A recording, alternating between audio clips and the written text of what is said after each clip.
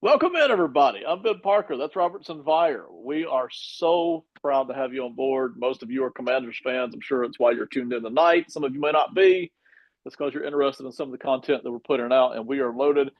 Hope you enjoyed the draft. We certainly did. We enjoyed. Listen, I got to watch the first round and the second round and the third round. I enjoyed every bit of it, all the coverage, and we've even put out a lot of stuff here at Buck Score Network. This is Odds On Commanders. We do this every 2 weeks. We go pretty serious here on the Commanders, trying to really in detail cover some of the more important and significant things that are happening and the roster depth and everything else. So tonight we're doing two big things. Okay, we're going to talk about the stadium and some of the recent happenings there, and we are also going to talk about the draft. So we'll do the stadium first, but let's introduce Robertson Vire. Robertson, how you doing, man? I'm doing well. Just make sure you subscribe to Box Score. Put in the comments how excited you are about the stadium, the whole of the stadium news.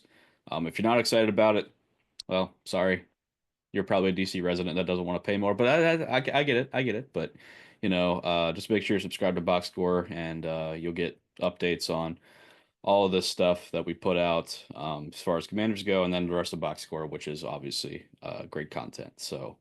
But other than that, I'm doing great. A little under the weather tonight, but we're pushing through. It's been a big couple of days for Washington sports in general, but specifically Commanders football. So I'm ready to get started. All right, let's do it. Well, you mentioned the stadium. You did. I did. Let's go ahead and jump right into the stadium deal here.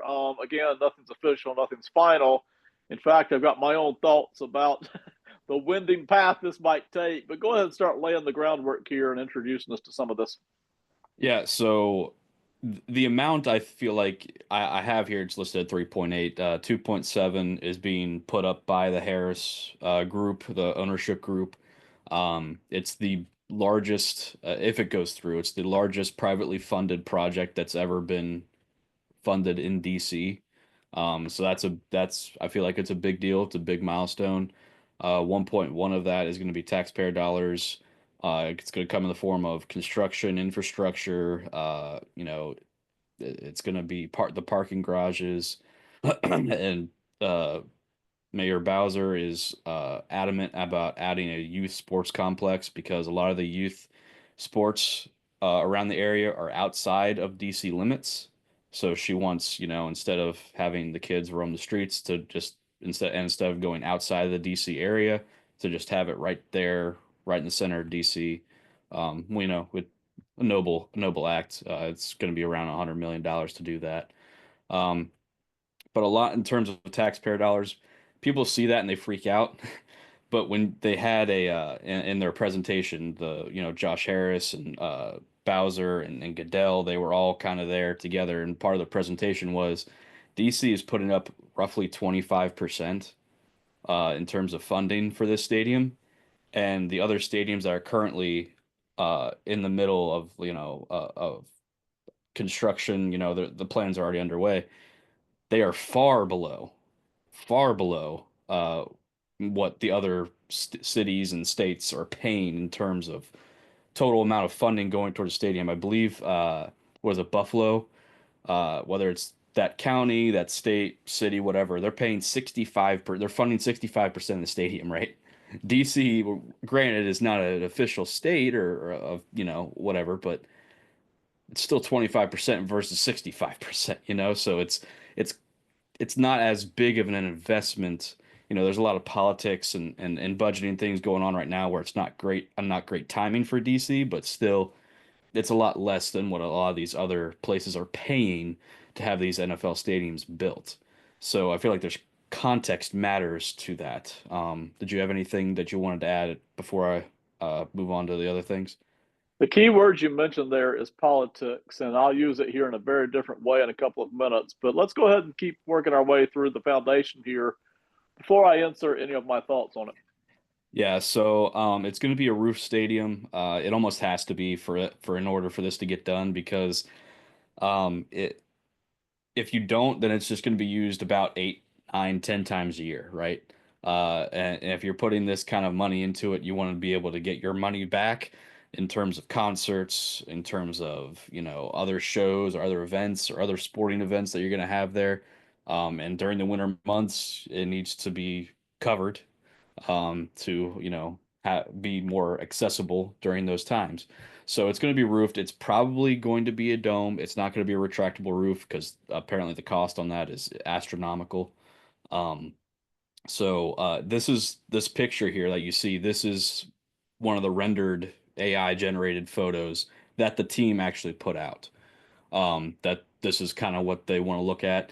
If you can see, there's the Capitol building in that like little hole there in the side of the building there where the glass is. That's where the Capitol building is and the Washington Monument. So they want that to be seen. And it's actually kind of cool here. If you look at the stands, it's kind of like a W in the end zone there, which I think is kind of cool. But this is not final. Nothing about this is final. Um, so no more outdoor football. Some people have mixed feelings about that. I don't like the cold weather. Really, I don't like going to cold weather games, so I'm fine with that. It's going to be 65,000 seats. I believe that's like around the minimum required to host a Super Bowl. So obviously they're going to do everything they possibly can to uh, get a Super Bowl into DC. That's part of the selling part of this. If you make a high-end stadium and it's a great venue, then you're at least going to host one Super Bowl, if not multiple Super Bowls down the road, which is just a lot of revenue that's going to come into the area. So also permanent seat licenses. This is a new thing for me. Apparently, a lot of the NFL already does this. You have to pay for a license to have a season ticket.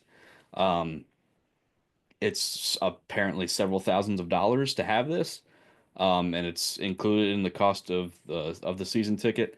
I don't know exactly how this works. I'll be honest with you. I'm very ignorant to this. This is a new concept for me. I just within the past couple hours since this stuff came out, have I been like reading up on it. But I know it's generally a negative in terms of cost effectiveness, cost effectiveness and affordability, which was a big thing that Harris was kind of pressed on during the conference today.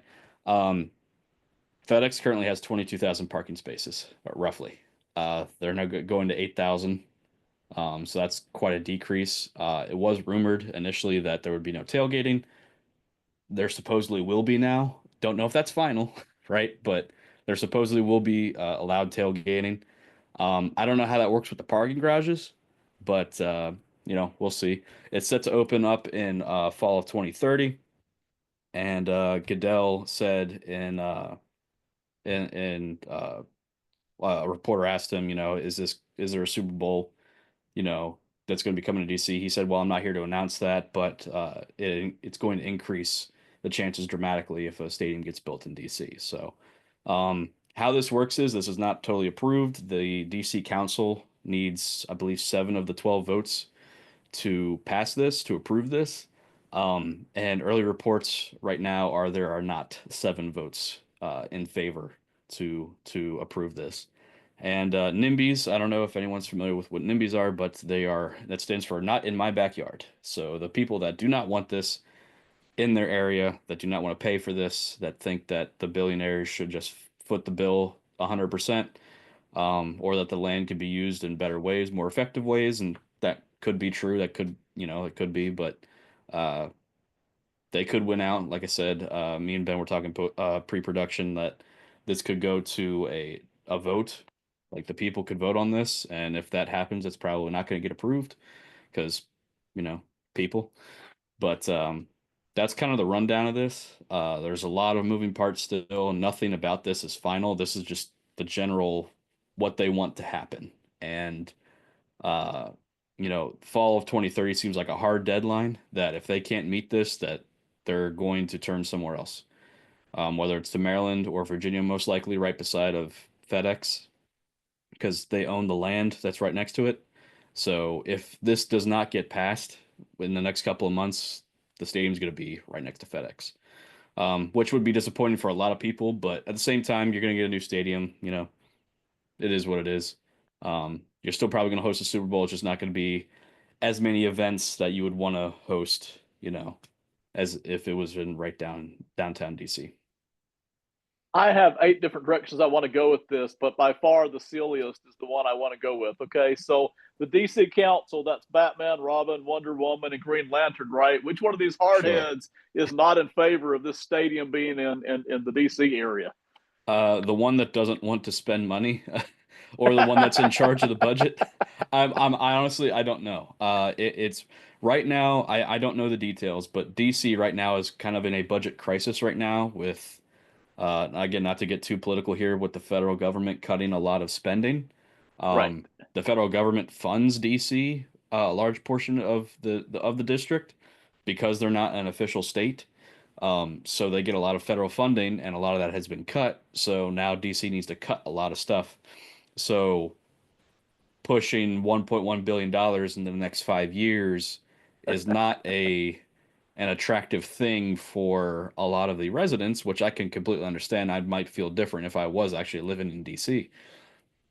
But there this isn't just, there's also going to be a residential district, so a large portion of the 180 some acres of this land is going to be residential, and some of it's going to be affordable housing. I don't know if that's, they're trying to soften the blow, of this. I think they're trying everything. Um, but pretty much right now they're like, this is a bad time. We cannot invest in this, because we are in a hole right now, and they're gonna have to lay off a lot of people. Um, this is gonna affect a lot of people if this happens, but you'd like to think, if you're being an optimist, that you know they're gonna come out on the other side of this, and it's gonna be a good thing having this stadium there, the sports complex, the retails, the hotels, like all of this stuff that they're gonna put into this 180-acre land, that it's going to be a net positive over, the future of DC.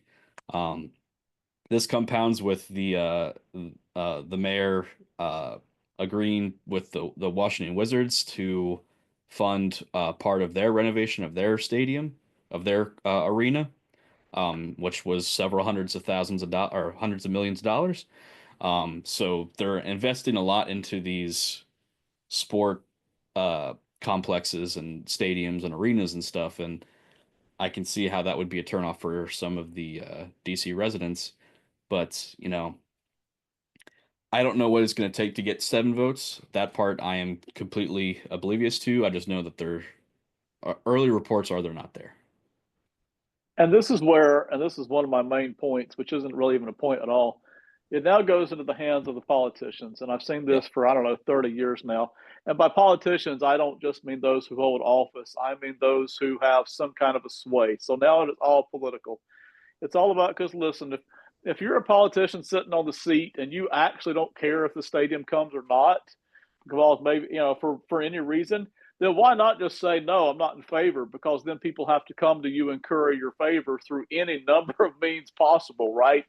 I Hmm. mean, you name it, that's how it's going to be done. So, it's kind of in your advantage to act like, hey, I'm not really in favor of this, even if it might not take too much to get you in favor. But that's how politics works. And man, in DC of all places, right? That's how this Yeah. is going to work. So, and again, whether it's 2 months or longer, whatever the time span is, that's where this game is now going to be played. And the voters, if it ever gets to a vote, which I kind of doubt, but if it were to get to a vote, then the voters would get to have a say. Until then, the voters are just going to be used, right? They're going to be used as an influence to get people to agree or disagree. And boy, there's just all kinds of things going on here. So, how good does Josh Harris seem at playing that kind of a political game? Any familiarity at all with that? Does it seem like something he's ready to kind of, because these things can be exhausting. Does it seem like something he's ready to kind of gear up and go to battle here for? So something that in the short time that he's been owner is that he is an optimist to a fault. Um, he doesn't sugarcoat anything, but he will pull out, in true politician form, he'll pull out the good stuff.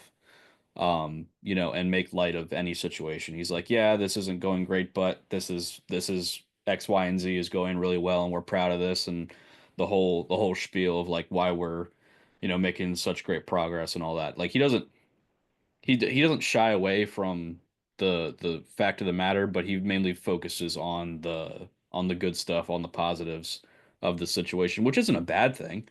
Um, he was I think that, so to get the land to begin with had to be a bipartisan thing. It wasn't a Republican thing, it wasn't a Democrat thing, it wasn't an in the middle thing. It was like we got sides that are obviously spatting at each other, and we need to. And one side wants the thing, another side doesn't want the thing. And Josh Harris, he's like, I don't care who the heck it is, who needs to sign off on this. He's like, I want this dang stadium here in DC, and I don't care who I need to talk to, who I need to, rub elbows with to get this done. I just need to get this thing done. And it ended up getting done. The Lane was back at DC. And he was very like in a press conference prior to that happen, he's like, this is we're waiting. He said, like we would love to get this done. He said, we've been on the phones and in meetings with him and Goodell and these politicians. He said we've been in all types of stuff. So I don't think he's partial to any one side. He's willing to play it up with these politicians to get what he wants, which is good business. Um, but I don't think that I don't think he shies away from it. He kind of he's willing to play the game. A couple of the smaller points here. You mentioned the permanent seat licenses, the PSLs. Yeah. I first started hearing. I'm so freaking old. I first started hearing about these when I was reading newspapers, actual handheld newspapers back in the '90s. The Carolina Panthers were doing it here in this region of the country, and then have done it more than once. The general perspective that I've had of it is what you've already mentioned. Is boy, it's an added expense for the fans. It is almost like you are buying the right to then buy season tickets when you feel like it is kind of the perception. Without getting too deep into that, because I don't think our audience cares too much about that. You think the PSLs are going to be a big deal, or do you think that's already a done deal and really not anything for anybody to even complain about because it's just a thing? That's the thing that's going to happen. I will say this. Right now we don't have them, so it's going to be a new challenge for the regulars that are already season ticket holders. Um, if we win the Super Bowl within the next 5 years prior to the stadium opening, it's not going to matter. It's Okay. not going to matter. Um, because this fan base has been so dead for so long that who knows what the price of anything is going to be in 5 years, right? The way things are going, right? So, they're they're going to pay, and it's going to be a much smaller stadium too, right? So, if they get the rocking seats, I'll pay whatever the heck. The old RFK rocking seats. If they get I'll pay whatever the heck it is to go to one game. I won't get season tickets for it, but it's going to depend on a myriad of things. The quality of the stadium, how easy it is to get in and out of it, if they can solve that, and how the team's doing. That's the number one, two, and three thing is how's the team doing. Um, there's going to be that initial like honeymoon phase. It's like, oh, the new stadium. The first couple seasons will probably be sold out, maybe a first season or two, but after that, it's going to be like, well, do we want to keep paying this license fee, to constantly have these season tickets, or um, I don't know how I think it's going to be initially a shock for a lot of these people, but if the team's playing well, it's not going to matter. It's a great point. And listen, the leverage involved here in all these different parties for lots of different reasons. If you're a politician on the DC Council and you want your vote to kind of be swayed into doing this, you've got the leverage of saying, hey, if I don't like this and you can't convince me of it, I'm going to drag it to a public vote and it's going to get defeated. So you better come up with reasons for me to want to vote for this. If you're Roger Goodell and you want this to happen, you start laying out the possibility of the Super Bowl coming, right? It's like, Yep. hey, here's the Super Bowl. You want that, right? And listen, if you're Josh Harris, you're sitting there with land and possibilities in other places. You're like, hey, I want DC, but I don't have to have DC, so you're going to have to sweeten the pot good enough for me to want to, really make this happen. If not, we'll go elsewhere. This is our first choice. And then you mentioned, man, even the team itself is like, well, if the team is doing well, then the fans are going to pay whatever, right? If the team is going to Super Bowls, the fans will just keep. And if they're not, then there goes a large portion of the excitement and the money. So the leverage that is involved here with all different people from all different angles, not just with the stadium itself, but with the PSLs, is fascinating. You did mention the outdoor stadium, which I love. I love outdoor stadiums. I just love it in any sport, but I do get it. What you said makes a ton of sense is that if it's going to be in DC, it almost has to be roof covered. and it's already so expensive that that's why they're not looking at retractable. But it's going to be used for more than just 8 times a year. If it's in the DC area, it's going to be used for tons of different events. So while I really, really, truly love and prefer the outdoor stadium settings, even if I'm on TV, I get it. And these stadiums are putting in a lot of light too, daylight into these stadiums too. So Yeah. very often you can't always tell from TV, other than the grass perhaps, that it's not necessarily outdoors. So, any more thoughts here on this stadium stuff? I'm sure we'll be talking about it over the next few weeks as we come back to this YouTube channel. But any more thoughts on it tonight? No, other than another possible like thing that Goodell could push is they just had the draft in Green Bay of all places, and they probably quadrupled the population of that place for 3 or 4 days. 200,000 people showed up to the NFL draft in Green Bay. Um, that just that just blows my mind that that many people showed up to the draft. And we talked about this, and I don't know if it was the podcast or on here, but that just bewilders my mind. So if you can get probably if 200,000 showed up to Green Bay, you could probably get 250 in DC, right? So especially if depending on where it is held in DC, like if it was held like on the steps of like the Lincoln Memorial, right? Like that would be like so cool if they were able to somehow pull that off or something like that. Like if it was in like a really cool location, like there's gonna be tons of people at that thing, 200 plus.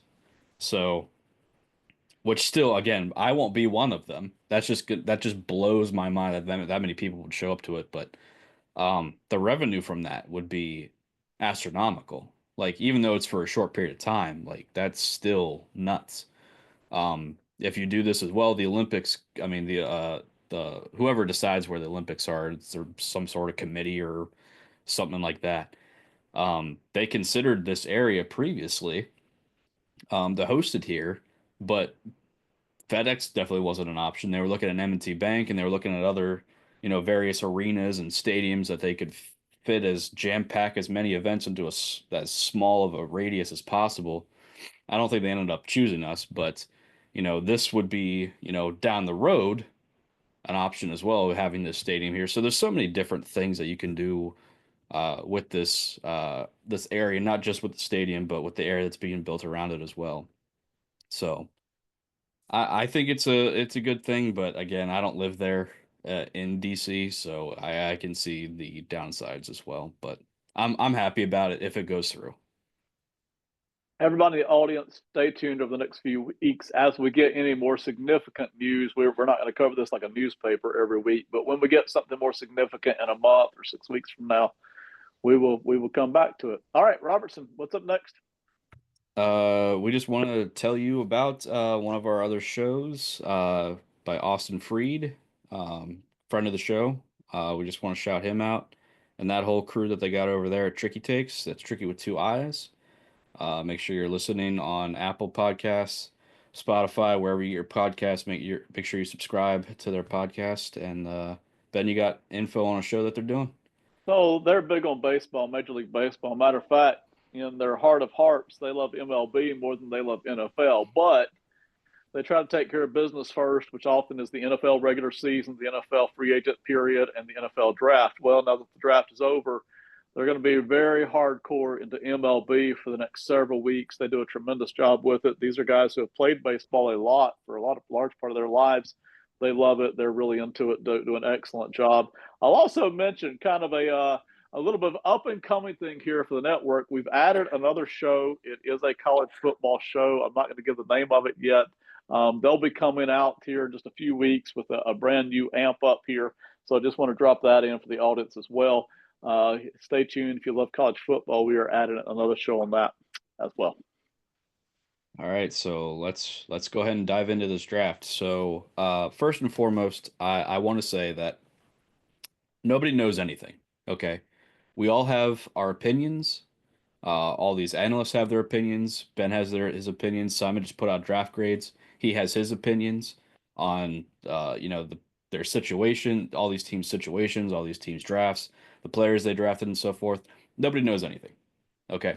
Not even the people that drafted these guys, that sat down with these guys, interviewed them, worked them out. They don't know how this works, because if they did, they'd be drafting 100% all the time, or something close to it, not 30 to 40%. So again, if you read a draft grade and you're upset about it, don't put so much stock into it, because, again, nobody really knows anything. It's just hunches, it's just opinions, and you're going to find the one you like anyway and repost it, retweet it, and so forth. Just hope you like Simon's. Go check it out. He just posted it. Um, and Simon isn't one of these people that does unfair grades and stuff like that. He doesn't attack a team unnecessarily. He literally looks at each team's situation and kind of dissects it. So uh go check that out when you're done listening to us. Another thing, uh Adam Peters, Dan Quinn, they have a type.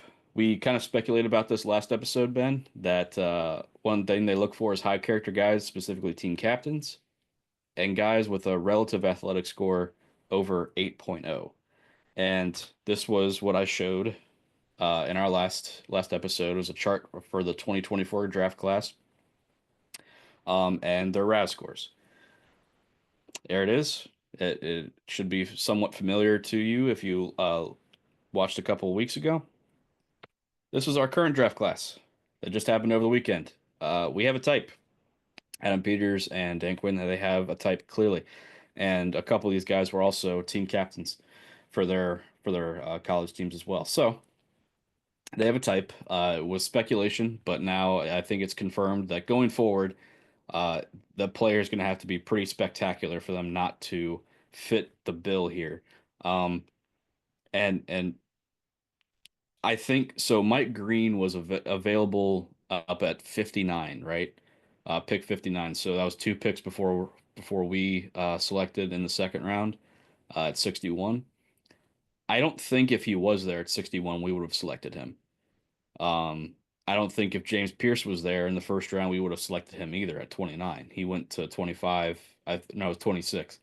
The LA Rams traded out. Atlanta Falcons traded up for James Pierce. I don't think if both of those players were there, Mike Green was already there at 29. They passed up on him for at a need position, which I'm not going to kill them for. I get it.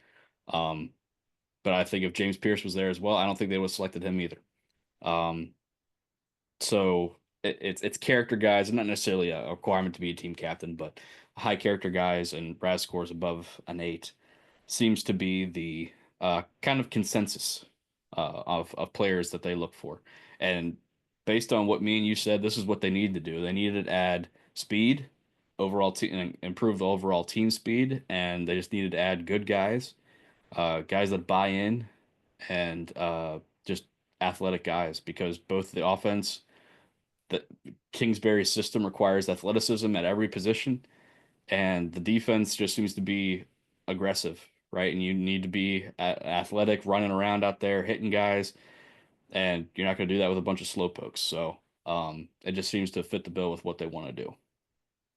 Yeah, you did a great job identifying this 2 weeks ago. When you're looking at Adam Peters, and again, he's new, right? I say new. He's settled in now, but he's still kind of putting together. He knows what he wants to do, but this is his first time actually getting to do it, right? And that's very different. But it's clear here from the outset, you've done a great job identifying this, is that he is wanting to go after, probably no matter who his coaches are, right? But especially with knowing who his coaches are, but no matter who his coaches are, he's wanting to go after these kind of players who, for their positions, again, it's all relative, right? But for their positions, they're showing up very athletic, and that shows up in terms of speed. It shows up in terms of their ability to go back and forth, sideline to sideline. In some cases, it shows up in their ability to jump or explode through the hips. All of that, you put it together, it comes up with the RAS, and it's clear from what you're telling me here and for what you've shown us on the screen. Adam Peters wants that. And I have no problem with that because everybody's got something, right? Belichick tended to prefer big players. He just wanted big. He didn't want slow guys, but he'd give up some of the speed in order to just be big. That was kind of a thing for him. And then he would also just add in a lot of flexibility. But everybody's got something that they believe in that works for them. And this is early on what Adam Peters believes is going to work for Washington. And I have no problem with it so far. Something too, I think, excuse me, that they look for is flexibility. That was a term. A previous term was used in the previous regime, position flex. So we don't no longer use that term. It's more flexibility. Um, and each one of these guys, you could argue has position flexibility, other than maybe running back. I mean, could you line up a receiver? He didn't catch a lot of passes, but yeah, sure. Amos, he can play. He probably shouldn't, but he can play slot. Connerly, should he move into guard? Probably not, but he can. He'd probably do a decent job. Jalen Lane, he's a punt returner and a receiver. He can probably play outside and inside. He's a gadget guy, so there's automatic flexibility there. And then K Madrano, I got a whole thing about this guy. I've done more work on this 6th round pick than I can remember, but flexibility there as well. So so they have a type. That was the kind of the point of showing this, illustrating this. But any thoughts on the overall draft before we get into each individual player? Yeah, just the flexibility thing that you mentioned is actually easier to acquire now than it used to be because the college game, which has always been more flexible than the NFL, we've known that. I mean, for decades and decades, but the college game now more than ever moves people around. Man, you talk about defensive linemen that play all four positions sometimes. I mean, they just like a piano keys, right? Just all up and down the line. You talk about linebackers who move from guarding out in space to dropping down to an edge rusher who sometimes are even athletic enough if they're a smaller linebacker to go back and play safety. So you find kind of that three-dimensional flexibility if you want. You talk about guys in college who are playing in the box as a defensive back, but still have the hip flex to guard as a slot receiver and still have the burst speed to play as a safety in college. It's a lot easier now to find that. And then you even mentioned the offensive lineman. Boy, we had more guys in this year's draft maybe than ever who we weren't totally sure if they were tackle or guard. Part of that is due to stuff like arm length and things like that. But part of that also is colleges are using these guys so much more flexibly than they ever have before. So if you want guys who have done multiple things, it's easier to find now, and Washington seems to be taking advantage of that. All right, first pick of the draft for us was we stuck at 29.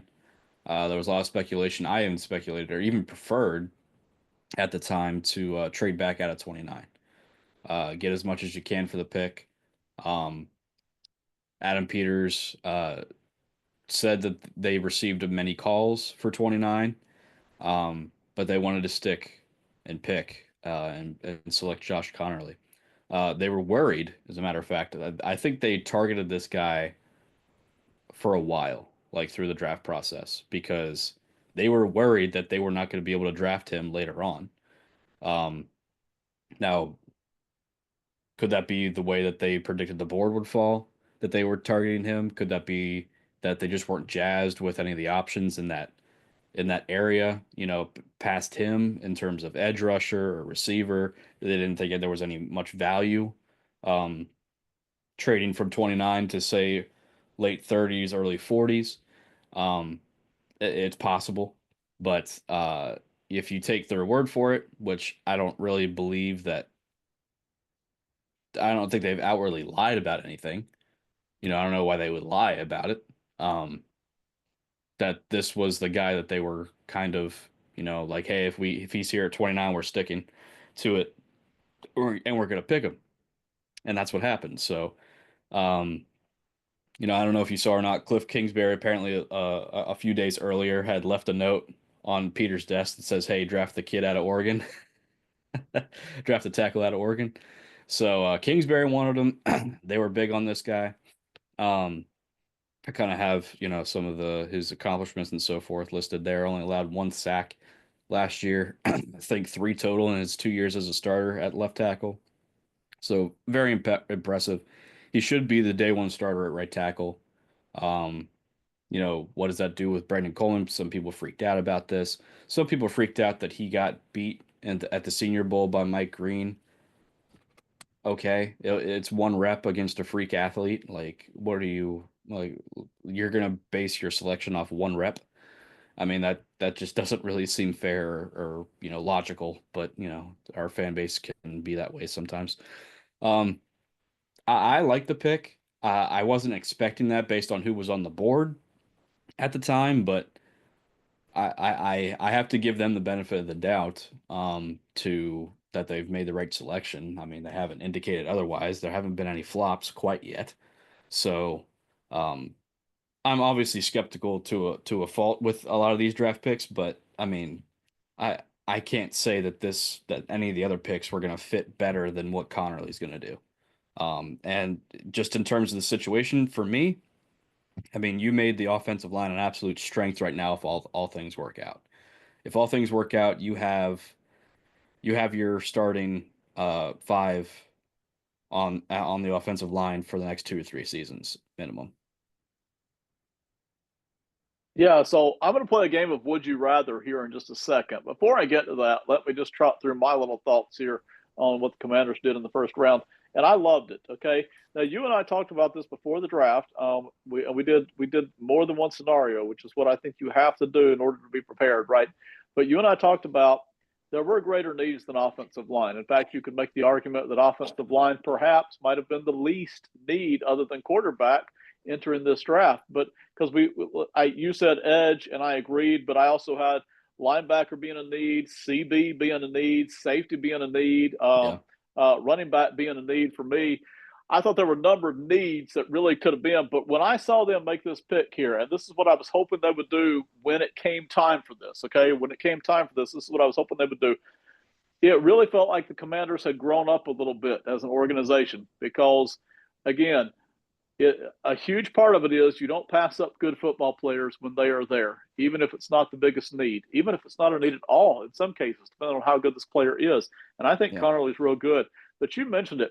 You now have your left tackle in place, Tunsil. You've got projected here your right tackle in place. You've got your center, and then you have four guys, even without naming starters. You have four guys who you can rotate around at the guard spots, which not only gives you legitimate starters, it gives you tremendous depth. Even if they were to let a guy go before summer, trade him to somebody, Yeah. still you've got good depth here.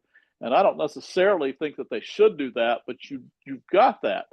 And so, and listen, they have ignored or failed to develop the offensive line for so long that even though they had addressed it this offseason and they had put work into it and got it up to the next level, so to speak, I just thought it was fantastic that they didn't quit there.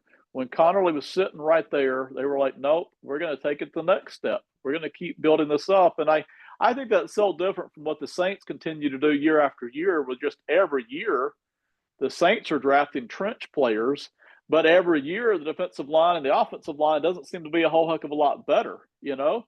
And that's different than the Commanders, who for so many years had ignored the O line largely or failed to develop it. And now all of a sudden they've spent 2 off seasons here giving it some attention and growing it. And, they don't have to do it next off season, but I'm glad they did it this off season. This is beautiful to me. So I really liked it here. I'm pleased with Connerly specifically. And I'm pleased that they went with the offensive line generically. And I'm pleased, considering the way the board worked out, that they did this. It felt like a grown up decision to me. So one thing that's been nagging me a little bit is with the RAS score here, which I can't imagine this guy gets paid anything that does this, but a slight error on his part. He put that Connolly was 6 foot uh and like just over a little over 6 foot. He's actually 6'5", almost 6'6". So a slight nitpick there. His RAS score would be well over 9 if that were the case. But sorry, it's a slight little nick to pick there. So I don't like to speculate, but as of right now, in my opinion, this is what the starting lineup would be on the offensive line going left to Yeah, right. absolutely. It would be for me right now. It would be Tunsil, uh, Brandon Coleman at left guard, Biotish at center, Andrew Wiley at right guard, and Connerly at right tackle. Reason for that is left guard. Coleman played primarily left side last year, and Wiley played primarily right side last year. So not trying to mess that up too much, keep them on the side that they're comfortable with. Once Cosme comes back, we can speculate on who he would replace. Probably Wiley, just because again Cosme plays primarily on the right side, and then Wiley would be relegated to your swing tackle. Um, this pick also allows you to get your best five out there. You kind of touched on it a bit with, we have four starting level guards. You got Cosme, you got Wiley, ideally you have Coleman, then you have Herbig, who came over from Pittsburgh. I mean, these are guys that, you have tremendous depth. If Tunsil were to get injured, you could kick Coleman out, or you could kick Wiley out to tackle, or switch Connolly over to left side and kick Wiley back out to right tackle. I mean, there's so many different. If one of these guys goes down, other than center, I'm not worried. Michael Dieter as a backup center not doesn't really get me all that excited. Not really jazzed about that, but it is what it is. Um, but we have depth for the first, and hopefully we have legitimate starters at all five positions on the offensive line. Obviously, this could end up blowing up, but I don't see that happening. Um, but that's my lineup projected week one because of the Cosby's injury is left to right: Tunsil, Coleman, Biotish, Wiley, and Connerly. It's a great spot to be in, and I love it. That's exactly what I expected you to lay out there. And Wiley has played on the right side for the vast majority of his entire career, even back when he was with Kansas City. And Cosme, like you said, whenever he comes back, is probably going to pick up a starting spot somewhere in there. It's a great spot to be in. I want to play Would You Rather real quick here, okay? So don't need a whole paragraph on each of these choices because we have several more draft picks to get to, okay? Right. But right here in this spot, just a quick Would You Rather. You got Connerly or any wide receiver except for Tetaroa. Would you rather, and just real quick, you can identify the guy or not, but would you rather have had Connerly versus any other wide receiver before or after Connerly that was drafted? No, I'd stick with Connerly. All right, fair enough. What about CB? I'm even going to give you Jade Barron. Um, would you rather have had Connerly versus any CB that came before or after Connerly? No, mainly because of our next pick, which I feel like is kind of cheating, but um they said they were targeting Amos, who we selected at 61. At 29, they were actually targeting him. That was the guy that they were considering. I'm gonna stick with Connerly. What I was cornerback a more need position. You kind of spoke about Barron's strengths, weaknesses, and so forth. I don't really think they matched too well with our scheme. I could be wrong, but I think that we made the right pick with Connerly. A couple more here. Connerly versus Omarion Hampton. Any desire for Hampton at all? No, it was a little easier because he wasn't available at that time. You know, I think Connerly was the right pick in that All right, scenario.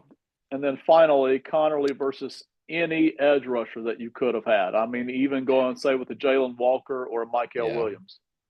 See, that one's tough there because, man, Ezeraku was sitting right there, and then he Mm-hmm. goes to Dallas, and then that's a problem because I loved Right. him, right? And then Ezeraku and Parsons on rushing from either side or both sides, that just kills my soul as a Washington fan. Honestly, I probably would have picked Ezeraku there, at 29, even though according to the NFL, that was going to be a bit of a reach. I would have been fine with that. It filled a need.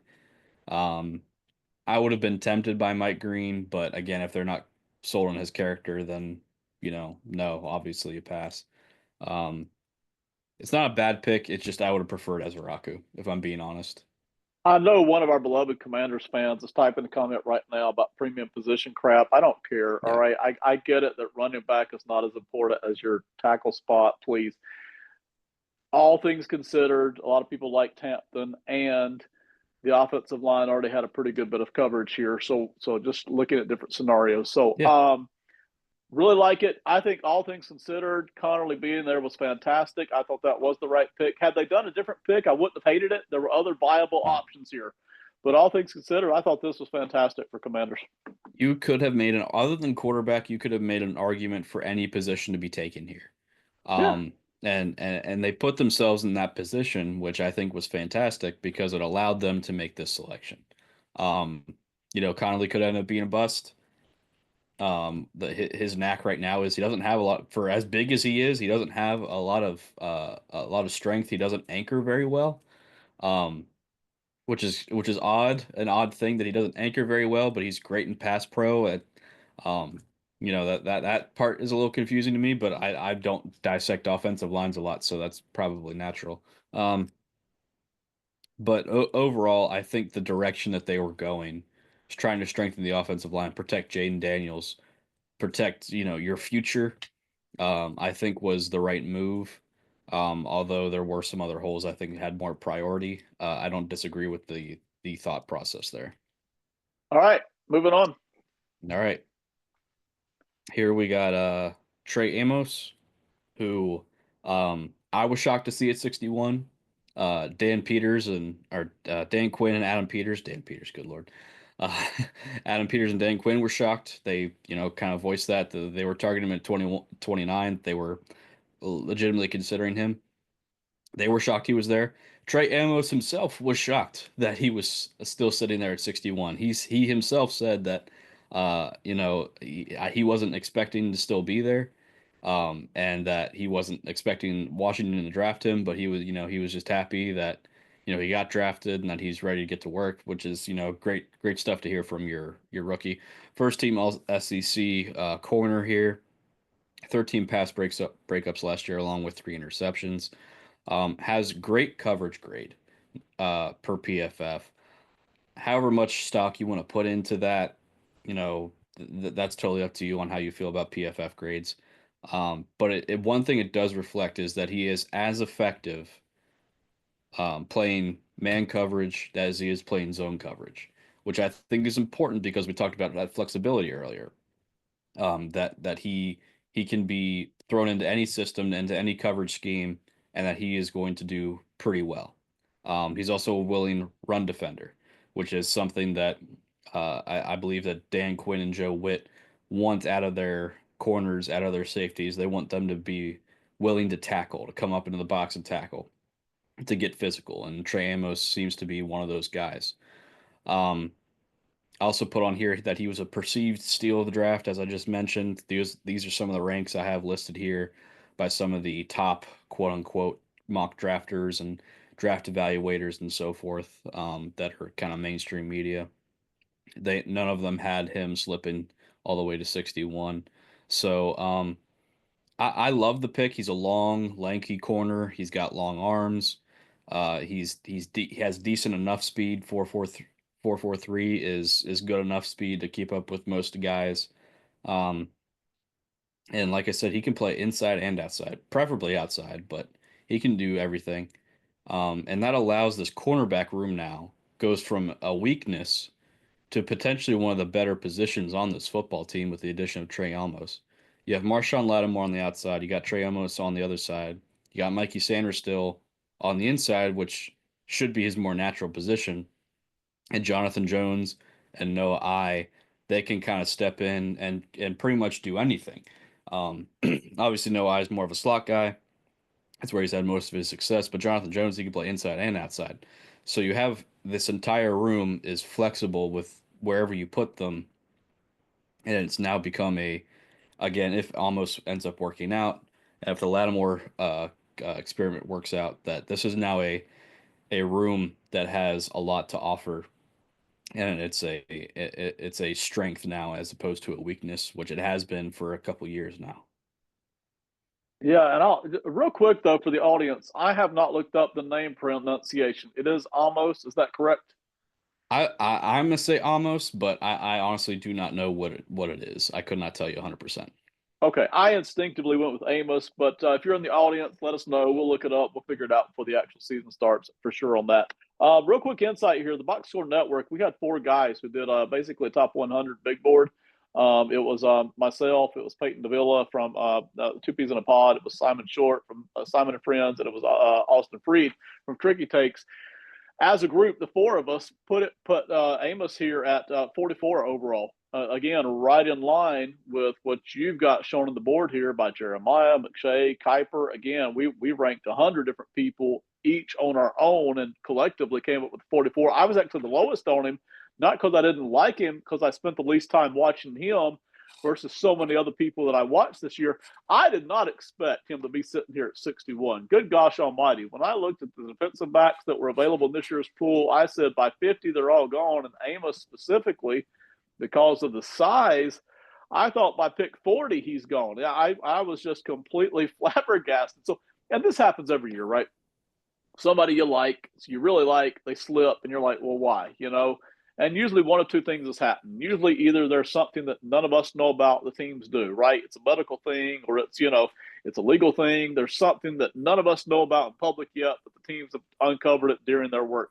Or in another case, sometimes the NFL just looks at these players differently than we do, right? And that doesn't mean they're always right. It just means they see them differently. And for whatever reason, I think that's probably it here with Trey Amos. I just couldn't believe he was here. So I Yeah. was shocked. Yeah. I was thrilled to death because I already liked the Commanders draft when they got Connerly. And then when I looked and saw that they got Trey Amos, I was like, what in the world, man? Yeah. That's basically a late first rounder plus an early second rounder, but you got him in late here. I Yeah. was very, very tickled by this. He's going to fit right in. I think he gets a lot of playing time right away. Whether or not he starts, I think is irrelevant. I think he gets a lot of playing time right away. But I figure by the end of the season, based on everything I've seen out of him, I figure he's getting even more playing time by the second half, last quarter of the season is often the way it works with these rookies if they're hitting it off. So I really like him here. I think he fits right in. You mentioned it for all the different reasons that he fits in, the physicality, the size, everything. I couldn't believe they got him. I was tickled pink, absolutely tickled pink that this happened for them.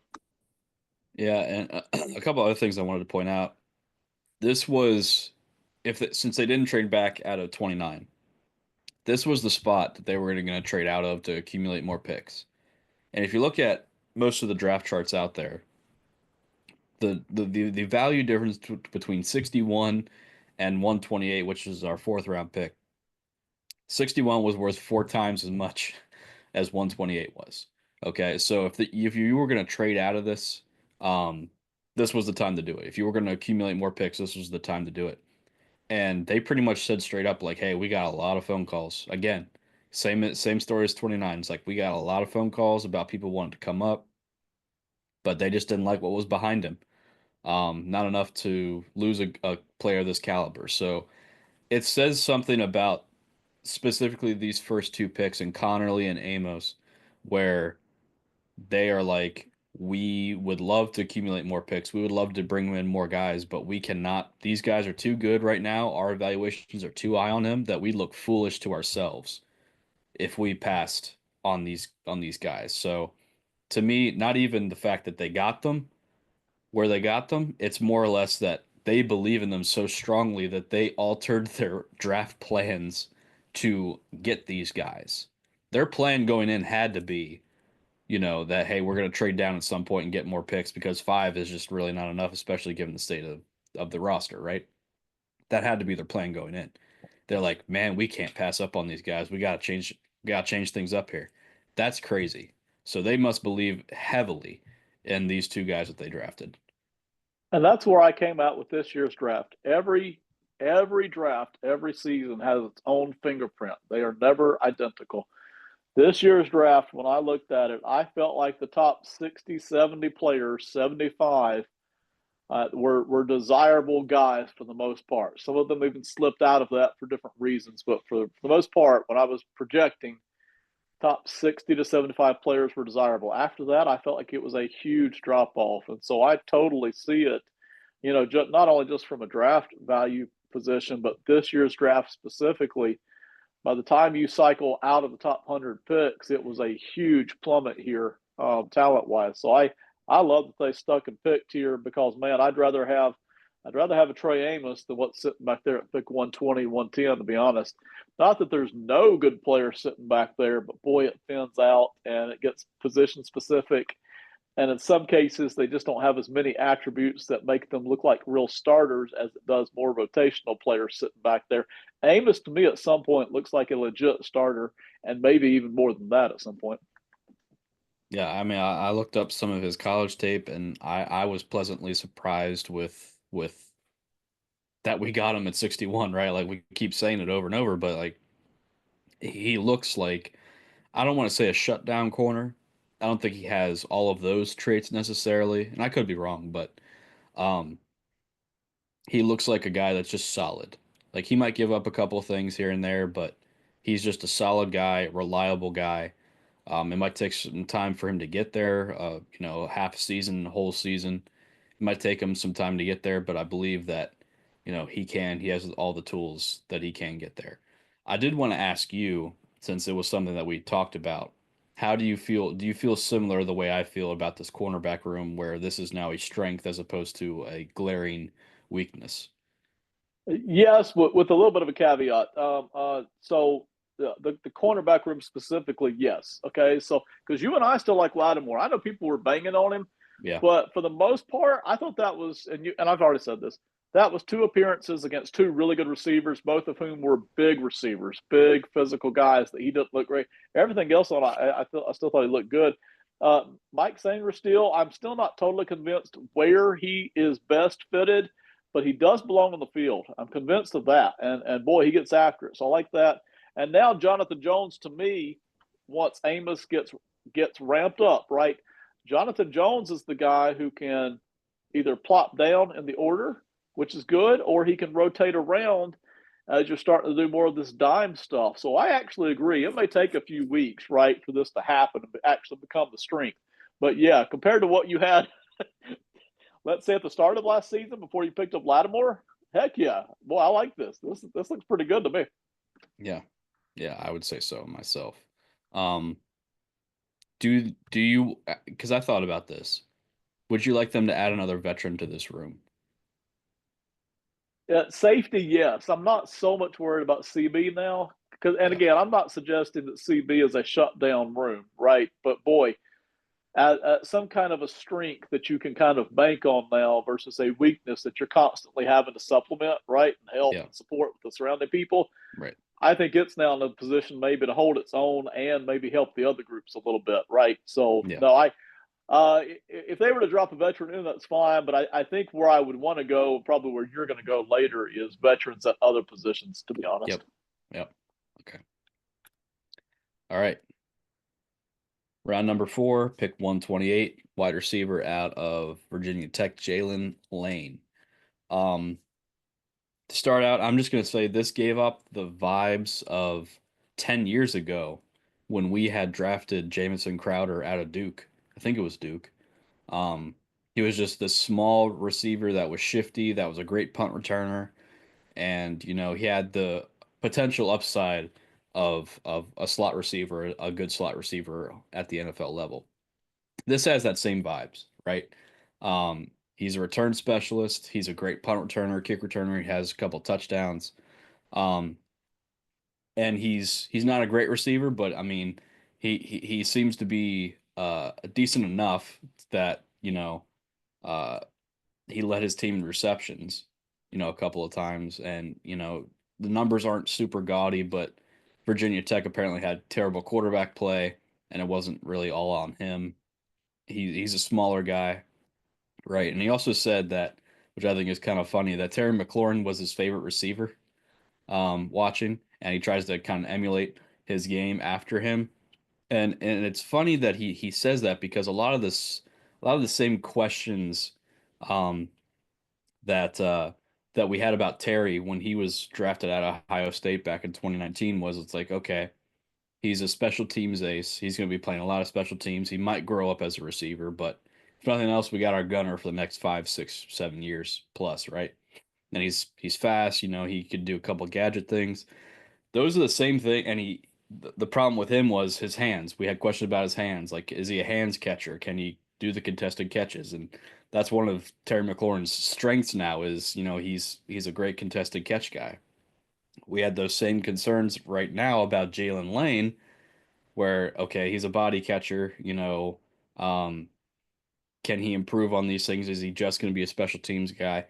I'm saying if he is your punt returner, right, and he's just that, and he gets a couple of reverses or direct snaps or whatever, doing some crazy stuff in the backfield with him and Debo. I think that's just a win if he's just a steady punt returner for you for the next 4 years. Because we haven't had that in a long time. It's funny because I said he's like Crowder. He's actually replacing Jamison Crowder. So, I like the pick. I don't necessarily love it. He's a small guy. We have a lot of small guys. I wanted really that big receiver. That was that dynamic big receiver. But I mean, I like the pick. Um, I'm curious what your thoughts are on it. Yeah, so I was fine with it. I'll put it that way. I don't know that I wasn't ecstatic about it. I'll put it that way. Yeah, You mentioned the body type. It's very much like Jamison Crowder. So the body type is there. This year's draft in particular, I already mentioned the depth really ran out to me after pick 75 or so, and then especially after pick 100, it was like, phew, the bottom drops out. So my opinion is that this year specifically, guys that normally might be drafted back in the fifth round were getting pushed up into the fourth round. And I think Jalen Lane is one of those guys. Now, having said that, that doesn't mean that he can't find a place here in the NFL. So for sure he can with the Commanders. And you mentioned it, even if it's just the specialist thing, even if that's all he is for the next 2 or 3 years, that's totally fine. So I have no problem with that here. I'm totally fine with that.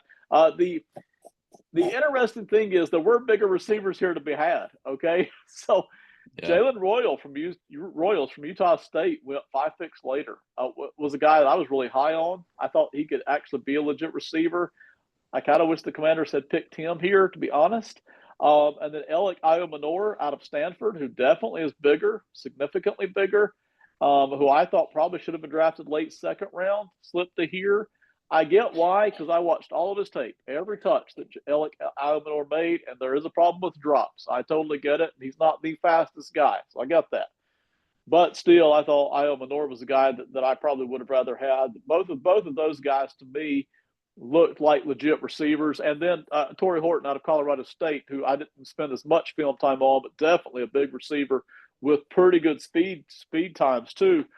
I really would have rather had any of those three guys than Jalen Lane. All right, just to be honest. But Jalen Lane all by himself gives you a chance here to get faster. Again, you're looking at RAS scores here. That's a big thing for Washington, apparently, in these two off seasons. So they're looking to get faster. If they're going to take these lottery ticket picks, right, in the fourth round, fifth round, sixth round, these guys are struggling to make the roster, right? Then why not get guys who have something athletically that's a little better than what you might normally find here? I watched the Chiefs a few years ago pick a wide receiver out in I think the fourth and fifth round. It was Cornell Powell out of Clemson, and I told them at the time. I got right on air immediately after. I said this guy's not fast enough to play wide receiver in the NFL, and he wasn't. All right, he just wasn't. But Jalen Lane is. All right, so even though the size is not there, which you and I both would rather have had, the speed is there, the athleticism is. So that gives you a chance, whether it's special teams or whether it's as the fourth receiver who comes in on some of these kind of special gadget plays and stuff, gives you a real chance there. And so I'm fine with it, even though I too would rather have had these bigger receivers that were available. I think one thing this does is he at least has a roster spot, which isn't something that every fourth round pick can say. Right. Um, they drafted him to be their punt returner. That's why they drafted him. Um, I imagine that they also drafted him to eventually groom him at receiver to have legitimate playing time, maybe as their future slot receiver. But for the time being, they're like, hey, Yeah. if we're gonna take one of these guys, we need a punt returner that's reliable. Like we're gonna get this guy. So, like I said, I'm fine with the pick. Um, if he can get decent return yardage and have like a handful, if that, of impactful plays on offense, throughout the season, I think it justifies the pick. Agreed. Moving on. All right. Now this guy right here. I don't know what it is about this guy. When I started kind of studying him a little bit, I don't know, something just gets me amped up about this guy. What is it with me and like late round linebackers? I don't know what it is. I just love these late round linebackers These guys are just so fun to watch because they're usually from not this guy because he's from UCLA, but a lot of these like late round linebackers, they are from smaller schools. They're flying around the place. They make, they probably belong in higher competition, but they just can't really cut it up there. So they're just destroying their those lower level competitions, like taking on linemen, fullbacks, tight ends, and all that. But Kane Madrano, you watch him and you're like, man, this dude is fast. He is quick. It looks like he has good instincts because he's just breaking on the ball like crazy. He's getting tacklers down. He's forcing fumbles. He had three forced fumbles last year. I mean, look at this stat line here, and you're like, this is a 6 round pick, 72 tackles, 11 tackles for loss, a sack and a half, two interceptions, one return for a touchdown, four pass breakups, three forced fumbles, and a coverage grade as a linebacker is 76.3. I mean, that doesn't sound like a 6 round pick to me, right? Like he just sounds like a playmaker, like he's very effective. He's a team captain, third team All Big Ten, which the UCLA and the Big Ten is just kind of crazy to me. That's a crazy concept in of itself. That's a different conversation, though. But in terms of his fit with us, I think this could go in several different directions. Um, you said even earlier in this episode, and we've said just kind of, in general that we need a linebacker. We need linebacker depth. We need a succession plan to Bobby Wagner. I don't think he's this guy, but he did have experience as a Mike linebacker at UCLA, so he can do it. Obviously, you'd like Wagner to train him a little bit. Ken Norton, the linebackers coach, to kind of get uh, him trained up to be able to do that at some point. His body type, he's 6'3", 220, runs a 4'4", 40. To me, that sounds more like a box safety. It doesn't scream middle linebacker in the NFL to me. So could they add on some weight, get up to maybe 235, 240, I suppose, but that's gonna kind of not make him as effective, which is what makes him so great. A great athlete that is. Um, I mean, you look at these numbers here. I mean, he's just as explosive. I mean, let me flip over really quick to back to Jalen Lane. Compare these numbers to Jalen Lane, and they're not identical, but man, they are impressive, right? And he's just explosive. He's going to be a special teams guy for the first probably couple years of his career. He's going to be competing for a roster spot. And obviously with draft picks or undrafted guys, the draft pick's going to get more of the lean with that. So I don't say he has a guaranteed roster spot, but he definitely has. Uh, he's been put into a position where he's going to be more than likely going to have one. Um, I just love this dude, man. Like he is just like he's all over the place. He's fast. Um, he reminds me of Dominic Hampton from last year when we drafted him. I know you're probably not familiar with him, but he has this a similar body type where he's just a physical freak, but he doesn't have a position, right? He's a linebacker, he's a safety. He's not athletic enough to be a safety, but he's too small to be a linebacker, and that's kind of what Kane Madrano is, where he could play safety, but he probably shouldn't be back there free ranging, playing deep safety. So if he was like the box safety and three safety set, or in a dime package or something like that, I'd be fine with it. You talked about like a lot of these linebackers these days they play edge defender, they play linebacker, they play safety.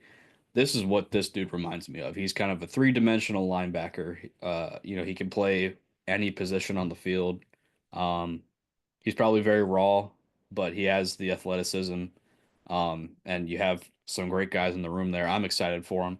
Um, could be a practice squad guy, but just the thought of this guy, watching this guy play preseason just excites me. So I didn't watch much of him before the draft, to be honest. I just didn't get that deep this year. I spent most of my time with the top 100 picks. But since the draft, you're right. This is a guy that I like and has intrigued me. And again, talking about a sixth round pick here, people. Okay, this is not Yeah. it's not your third Oh yeah. round pick. Your second is the number sixth round pick. Um, Everything you said was true. Once again, the RAS scores popping up here. If you're gonna pick guys in rounds 5, 6, and 7, which every team is, Why not get guys whose athletic profile gives them an actual chance here, right? You don't want to put a slow guy out here unless he's just monstrously strong. Still, you don't want to put a slow guy out here. You don't want to put a tiny guy out here unless he's super fast and athletic, right? If it's going to be tiny, you're going to have the athleticism. So I actually like the RAS scores better for these late round picks, right? Because you Yeah. already know there's something about them that's keeping them out of the first 2 rounds. Why not take a chance on the athleticism here? I think that's a great philosophy in the later rounds. Quick side note here, watch out for UCLA this year and last year and even next year. They're quietly putting out some not first round draft picks typically, although they do. They're quietly putting out some of these other round draft picks, and most of them are on defense, kind of in this edge or linebacker type roles here, putting out some good solid contributors here. Madrono being one of those guys. But I'll end it up with this. We mentioned he's not going to be playing much linebacker for the first year, I wouldn't think. Probably, maybe a year or two, we'll see. But on special teams, he looks like he fits because of the athleticism. And oh, by the way, he's got the same height and weight as Nick Emanwori, who was the safety that came out of South Carolina. You mentioned him being that box safety type. That's what Nick Emanwori is. That's the same height and weight. So maybe he never finds a permanent starting position, but maybe here in a couple of seasons, he develops into somebody that can contribute on defense as the box safety slash linebacker hybrid. And again, those guys don't usually get 800 to 1,000 snaps. But if he can come in and give you 400 snaps, 500 snaps, and again, he's quick enough to go sideline to sideline. Boy, that's important, man. It's great that you're smart, right? But if you're not fast enough to get your brain over there, then it's not going to do you much good, right? So Yeah. him being able to go sideline to sideline, even if he only ever turns out to be a 400 or 500 snap player on defense in a year or two, still you've upgraded the athleticism on defense. You've kind of upped the floor here. So good pick here to me. Yeah, something that, excuse me, that the coaching staff has praised that, you know, even if you make the wrong decision, make it 100%, make it the 100% wrong decision, Right. right? Because then you're not thinking, you're not, you're just reacting, and you're not like, stuck in a gap somewhere. You're because then if you're right, you know, then you're going to be, making an impact play. Whereas, if you end up being wrong, well, it's going to look bad, but at least you're failing all the way, right? Like it's like failing upwards. You know what I mean? So, Hey, um, listen, when I was in college, I used to have that same philosophy when I was late for class, right? If I was going to be 1 or 2 minutes late, why rush? I'm already late. So let me just go and be 20 or 30 minutes late. Let me enjoy my day, relax, have a good time. I missed 20 or 30 minutes of class. Oh, well, I was already been late anyway. So that's the same thing, right? yeah, yeah, absolutely, sure. Uh, my boss might have something to say about that, but hey, we're gonna flash a disclaimer. It says this advice was not to be follow at your own risk. Tell me about this running back, man. What was he, the 24th running back taken or something like that? Something like that. Ja'Cory Krosky Merritt. Okay, so this was one of those situations where the NCAA screwed somebody over, um, and it happened to be this running back here, technically out of Arizona, even though he only played one game. Um, they only played him. Arizona only played him one game to avoid any potential uh, consequences against the university for playing him more than one game because of supposed eligibility issues. Um, but if you look back at his old stats, back when he played a full season in 2023 for New Mexico, 1,200 rushing yards, just under 6.3 yards per carry, um, and 17 rushing touchdowns. Nothing to sneeze at. If he had played a full season and had similar production, he would not be a seventh round pick. He'd probably be more like a third or a fourth round pick because he's got the size, he's got the speed, he's got pretty much everything you want in a running back that he probably would have been somewhere in that cluster that we had talked about of running backs where it's just kind of like, well, pick your favorite. What's Pick your favorite flavor of running back, and he probably would have been somewhere in that mix of these running backs that went, second, third, fourth, maybe even fifth round. He definitely wouldn't have been end of seventh round running back. Um, Good burst. He makes cuts and changes in direction so quick. He doesn't, you see some guys they have to gear down to do that. This guy is still at his top gear doing this stuff, and it is quite explosive. It's quite impressive. Um, his testing numbers don't show that in the shuttle and three cone that he has quick change of direction, but you watch the tape and he makes a cut and he's gone, and it is impressive. Um, I don't see a lot of running backs do that. They kind of have to gear down to do that. Not this guy. So is he going to be on the roster? I don't know. Probably not. They like the running backs that they do have. He would have to have one hell of a mini camp, training camp, in preseason for him to push for a roster spot because of the guys that they have on the roster. But um, definitely a guy for if someone goes down that you'd definitely be intrigued to see carry the ball a couple times, get a couple touches. Um, Not many receptions in his career, so he's not really a third down back, I suppose. Whether that's by design, whether they just they didn't want to include him in the running game, I don't know. But I'm intrigued by him. Nothing probably will come of this selection, but I'm intrigued nonetheless. And at least they tried to address the position. That's all I can say. No, I totally agree. And by the way, just not the short change. He was the 25th and last running back taken in this year's draft, and Yeah. that saw a slew of running backs taken. So let's talk about the room real quick. As of right now, he's a part of it. Just real quick, because we may or may not get a chance to talk about this if you, maybe not even position battle is the right word, but you've got Jeremy McNichols, Austin Eckler, Brian Robinson, Chris Rodriguez. Not really a standout, so it becomes pretty crowded. I didn't mention Michael Valley, Felton, and then of course Krosky, Chikori here. So ideally, what would you be hoping would happen here? Obviously, you've got several qualified guys. Yeah. Do you want the rookie to break through here? I mean, considering what you think his ceiling might be. Well, that's tough because the unknown is always so intriguing or also scary. Right. And those four running backs, Eckler, Robinson, Rodriguez, and McNichols, I know what I have in them.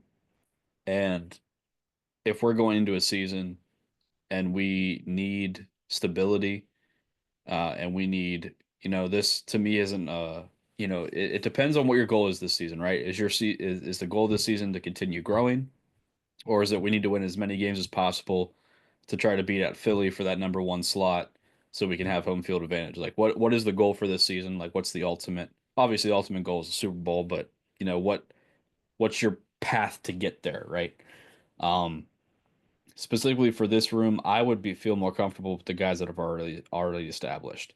Um, we've seen as more specifically the sore subject is the championship game in which there were multiple turnovers, five turnovers on offense, and most of them fumbles. It's like, do you want to put an important game or important moment into the hands of a rookie running back? Not saying he had fumble problems in college, but do you want to put that on them? I don't know that you do that. Do you, if it's fourth quarter, you need to run the clock out. Are you going to hand this guy the ball? Like, now, could this guy carve out a special teams role for himself and make himself invaluable in that aspect? Sure. But I feel like Jeremy McNichols and Chris Rodriguez have already done that. So it'd be hard to supplant either of those two. And McNichols, he ran well last year when given the opportunity. He wasn't a slouch. If it was me, unless this guy is showing, undoubted skill and ability, that you'd be a fool to not have him on your roster. I would prefer the guys that we already have. All things considered, because he's a seventh round pick and the Yeah. running back room is already pretty crowded. I have no problem with them drafting him at all because when you're in No. the seventh round, you have to draft somebody, right? But all things considered, what do you think the likelihood is of him grabbing a spot on the practice squad ultimately versus just being sent on to some other team at some point in the process. Oh, again, if he performs well, I definitely expect him to be one of the first guys they put on the practice squad. Mainly because of Eckler's had injuries, Brian Robinson's had injuries. You're going to need somebody to kind of pull from and go to. It's like, the upside is intriguing for me, and that's why I want him on the practice squad because, he's going to sit and he's going to learn. We got a good room. We got a good running back room. He's going to be able to learn from him. And, if he gets called on, then he gets called on, right? It's a next man up mentality. And I'm perfectly fine with him being on the practice squad. I'd love it if he was on there. I definitely don't want to get rid of him already before he even, puts on pads. So, I think practice squad for next year and a half or so is probably the best for him. Um, but, again, the upside is there, the athletic upside is there, size, speed, quickness, it's all there for me. And, I'd be intrigued if he got some playing time. Real quickly here, I don't know how deep you went. Marcus Yarns out of Delaware, Yeah. Raheem Sanders out of South Carolina, and Donovan Edwards out of Michigan were all being talked about getting drafted as part of this really deep running back class. Did any of them at all interest you more than Akroski Merritt here? Again, for me, it's more or less, it's like what's your favorite flavor, at running back this year? Like what kind of guy do you want? And this is clearly the guy that they wanted, this style. I don't feel like there was a lot of this style of running back. Excuse me. That can kind of do a little bit of everything that's as explosive of an athlete as he is, um, especially with his running style. So I don't begrudge them of picking them. Again, when you get into the sixth, seventh round, you're just glad if the guy makes the practice squad, or can eventually get off of that and make the final 53 at some point in the season and contribute in a meaningful way. Doesn't just get garbage yards.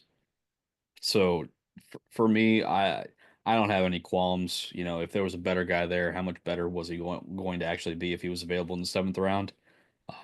So I don't have any qualms with that. Agreed. Sixth round picks, seventh round picks, sometimes even fours and fives. And I think in this Yeah. year's draft, scrambling to make a roster or even the practice squad, we'll see it's that why draft him? Well, he had good pro numbers. He can catch the ball in the backfield. He does have good quickness. He's got the RAS scores. And if you go look at the tape at New Mexico, the tape looks good there as well during the big year that he had there. All right, Yeah. that's it. That's all I got, man. You got anything else? Nope. That's all I got, sir. All right. This is the Box Score Network. We are Odds On Commanders. Robertson, anything else I need to tell these folks who've been so kind to listen the whole time? Hell, We that's all I will gotta be say. back all during the summer. Every couple of weeks, we'll be talking about the Commanders. We've got the podcast over on Apple and Spotify, which is Odds On Favorite, where we talk much broader NFL things. So please check us out. Thank you very much for listening. Have a great one.